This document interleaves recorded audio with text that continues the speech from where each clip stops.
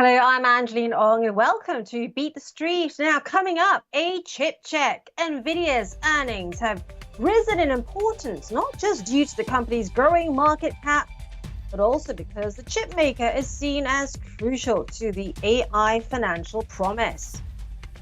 And it's a retail roundup this week. Investors eyeing Walmart and Home Depot for any comments on margins and current demand trends.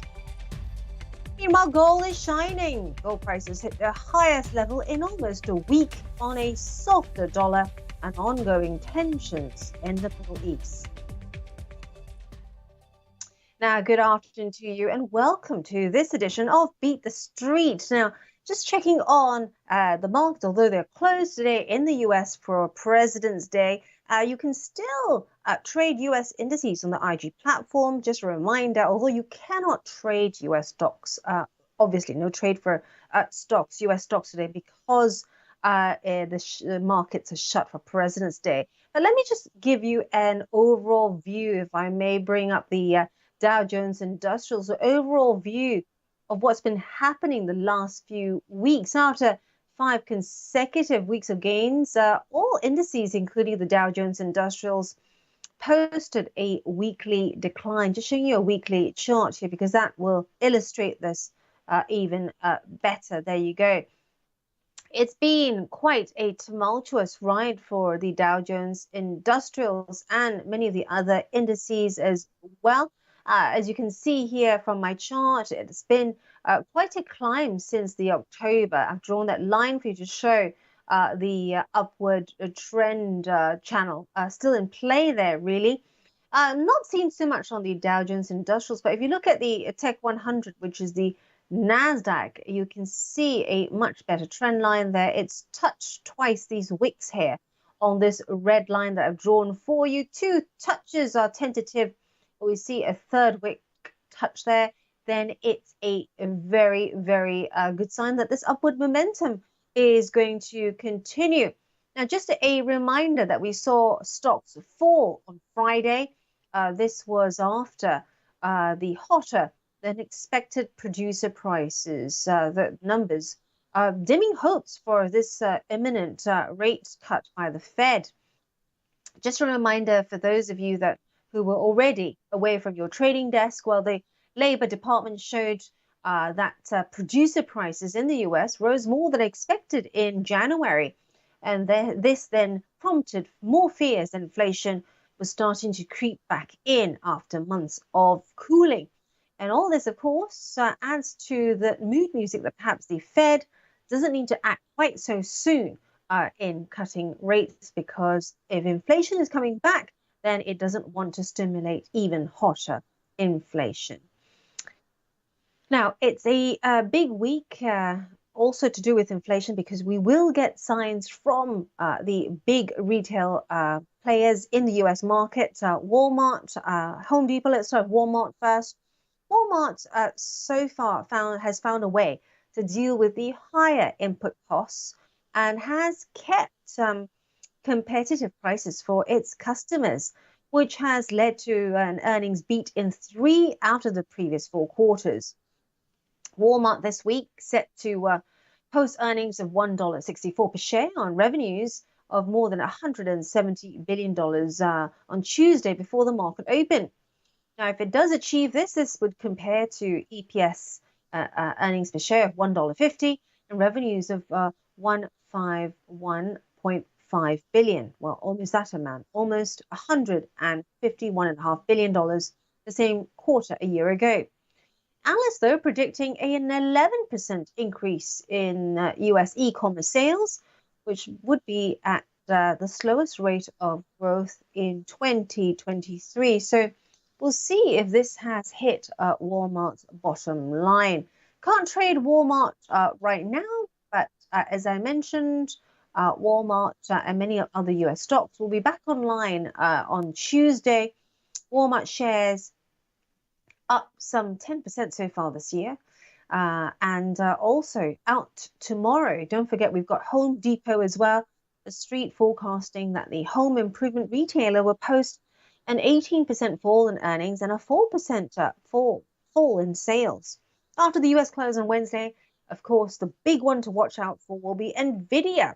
The street looking out for EPS of $4.58 and revenues of $20.4 billion. For the same quarter last year, Nvidia posted earnings of 88 cents a share on revenues of just over $6 billion. Now, Nvidia has been a darling of Wall Street in 2023, if I can show you the chart here. And it achieved some more than 40% growth in terms of its market gains just in 2023 alone, a phenomenal rise. And all this has translated into gains of more than 220% over the last months. Year to date, already the stock has risen by 50%. And if you look at this daily chart, you can see that it's really strong upward channel, which has gained traction since the beginning of this year. Many believe that Nvidia is the driving force behind AI. Certainly, many companies need Nvidia chips because they need faster processing power. But also, Nvidia has become the bellwether of all AI-related stocks and tech stocks. Indeed, the development of AI means that businesses around the world have the opportunity to operate more efficiently and improve their market positions. And Nvidia's products have now become essential in achieving these objectives. Just showing you the weekly chart because there is a different pattern going on, still a strong pattern going on there. But I'm going to draw this line for you because if you draw this trend channel from around here, you can see how strong this rise has been. I mean, it hasn't even needed a double tentative touch of the wick and has soared above that, breaking through that 50,000 mark. And then now actually looking like it's reaching for 80,000. As we know, markets like round numbers. And perhaps if we get good news from Nvidia this week, it could continue its momentum north towards that 80,000 mark. Now, we also have a huge amount of news from central banks this week. Don't forget, we have the RBA minutes. Earlier this month, the Reserve Bank of Australia kept its official cash rate on hold at 4.35%, noting that higher interest rates were working to cut inflation. And on Wednesday, traders will be eyeing the FOMC minutes for any indication on when US policymakers intend to start cutting rates. I mean, many houses brokers out there have pushed their expectations to even late in the second half of this year. What a far cry from the expectations at the end of last year when pretty much everyone in the market was saying that it's going to be an early spring cut. That seems to have faded into the horizon now.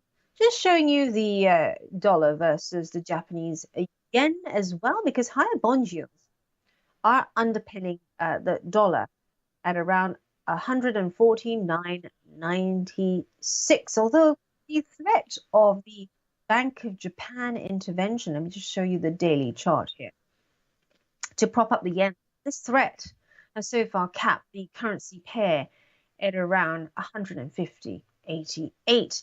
For more on what the technicals are telling us about the yen versus the US dollar, Axel Rudolph has been taking a closer look. Axel? Well, Angeline, with the US off for President's Day today, I thought I'd have a look at dollar yen as the Japanese yen continues to depreciate. And you can see here, last week we rallied to 150.88, a level last traded back in November of last year before we started to consolidate. But I wouldn't be surprised that this consolidation period we're in at the moment around the psychological 150 yen mark is going to be followed by another breakout to the upside. And if we were to take out this high at 150.88, we would then be heading back up again towards the all-time record highs seen last November around 151.91 to 94. So these are the potential upside targets for the currency pair. Now, obviously, we have to see whether the Bank of Japan will once again verbally intervene if that were to happen, or actually will intervene, full stop. But so far, the uptrend is very much intact, and there is no technical sign telling us that a reversal to the downside is seen. Because even if we were to short-term retrace lower, we have got really good support coming in around the mid-January highs of around 148 yen and 80 sen. And basically, as long as we stay above the December to February uptrend line around 148.64 sen, we remain in a medium-term uptrend. Thanks very much, Axel. I'll be keeping a close eye on the yen for you. Now, to corporate news, we've got US activist investor Elliott Advisors in the headlines. They're in a battle to buy the British electricals group Currys and its shares. Let me show you this a little closer on my chart. Curry shares up around 37% in London trading. I don't know whether you can see that chart there, but it's a pretty big rise there, as you can see. What's also interesting is it's not the, this is obviously a fundamental M&A story.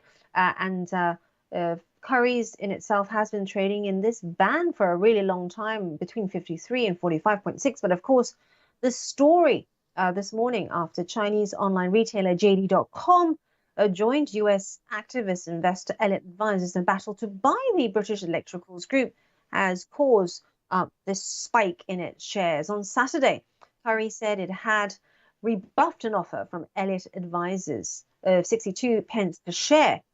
This valued the company at £700 million, as it significantly undervalued the company. At the close on Friday, Curry's market cap was sort of at the 533 million mark. Times on Sunday then said that Elliott was considering another bid. This was confirmed by the activist investor earlier this morning. And JD.com joined the fray, saying it was interested in buying Currys too. So what created the sudden interest in Currys? Well, analysts believe it is Currys' low valuation. The group, as you know, has struggled to grow over the last 2 years as consumers grappled with high inflation. And during this period, Currys shares have lost some 54% of their value. Currys has around a quarter of Britain's £20 billion electricals market. And this means £5.1 billion of sales in the UK and Ireland and £4.4 billion from other markets last year. Not bad if you can get that sales stream at lower than the market price. Now, one other story we're watching for you comes out of the food space. Oreo cookie maker Mondelez has put new management in place at its profitable Russian business this week. Just a reminder that it's a market holiday in the US today. However, you can trade Mondelez International at other times on the IG platform. This is a really interesting story because Mondelez has come under fire for not completely pulling out of Russia. After months of pressure from shareholders and activists, the company based in Chicago, let me just show you the chart here of Mondelez.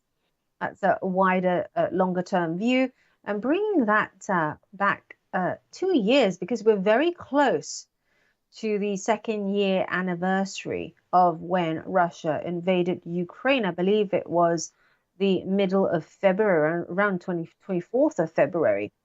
And Mondelez has been under pressure to stop operations and stop its business in Russia, its profitable Russian business.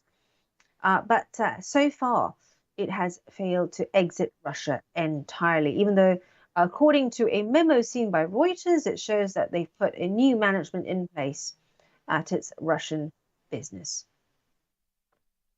And one of the key things that we're watching, for those of you that do still remember that there are currently 2 wars taking place still, although they're not making headlines as much as before when they first started. The Middle East, Gaza, is still causing quite a lot of volatility on oil prices. Let me just show you the chart for US crude there. As you can see, we are seeing a top at around 93.90 for Brent, and it's struggled actually to get anywhere above 78.60 last seen around December. Similar story for WTI as well. Let me just show you Brent. This is the picture for Brent there. And it has been, despite the wars going on, it has been struggling. And many analysts say this is due to very much a supply and demand picture as well. The weak demand from China and concerns about weak demand from elsewhere in the world has been playing a far greater role in the price of oil compared to geopolitical tensions. Last Friday, Baker Hughes, this is the weekly survey, showed a decline of total rig counts to 621 last week from 623 in the previous week. So perhaps we could see a further tightening of supply there. However, as I mentioned earlier, it really is about demand. Taking a look at gold for you as well, because gold has been moving quite rapidly. Just having a look at gold prices on the IG platform, because you can indeed trade this on the IG platform, and it is creeping higher there. This is the daily chart, and getting to levels not seen since around the 12th of February. Gold it works in the reverse when things are looking quite shaky, especially in the Middle East. We see gold prices climb.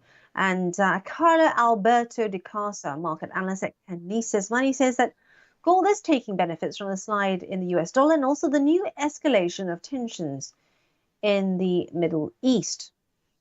One of the other things that we are watching due to weather issues are also agricultural commodities. Let's take a look at soybean for you, checking in on soybean oil first. And also, to some extent, we are seeing this going further down from levels seen around July. Now, the better weather in South America, says Tom Fitzenmeyer, analyst for Summit Commodity Brokerage. The better weather in South America, along with declining US exports, leaves traders with little reason to buy soybeans in the short run, except for short-term profit taking. And that's it for this edition of Beat the Street. Before we go, just a quick reminder that markets are closed for the President's Day in the US, but you can still trade US indices on the platform, but you can't trade US stocks. So we will be back with, as per usual, with the European trading day in the early hours of tomorrow at 7:30 with my colleague Angela Barnes. And for more analysis, do look out for us on IG.com and at Angeline on Twitter. That's it for this edition of Beat the Street, the show that follows all the trading action for you.